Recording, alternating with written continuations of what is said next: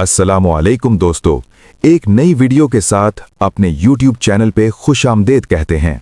आज हम बात करने जा रहे हैं रमज़ान के महीने की फजीलत और इसकी अहमियत के बारे में।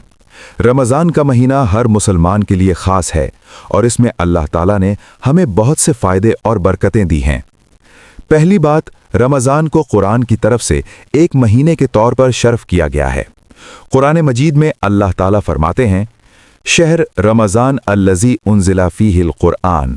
इसका मतलब यह है कि ये वही महीना है जिसमें कुरान नाजिल हुआ। इसलिए इस महीने की खुसूसियत यह है कि हमें कुरान से जुड़ा होना चाहिए।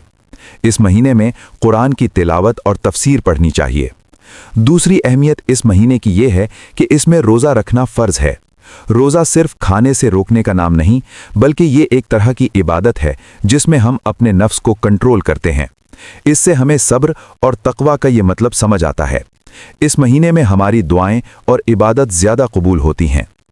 रमज़ान के महीने में एक ख़ास शब यानी शब क़द्र भी है। इस रात की अज़मत का जिक्र कुरान में किया गया है, जिसे लैलतुल क़द्र भी कहते हैं। ये रात 1000 महीनों से बेहतर है। इस रात में हमें ज़्यादा से ज़्यादा इबादत करनी चाहिए और अल्लाह से माफ़ी और रहमत की दुआ करनी चाहिए। इस महीने की एक और ख़ास बात यह है कि इसमें सदका और खैरात का अहमियत बढ़ जाता है। मुसलमान इस वक्त ज़्यादा से ज़्यादा गरीबों की मदद करते हैं। हदीस में आया है कि रमज़ान के महीने में अल्लाह ताला अपने बंदों के गमों को दूर करते हैं।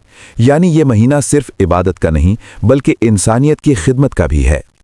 इस महीने में हमें अपने आपस के इलाक़ामात बेहतर करने चाहिए।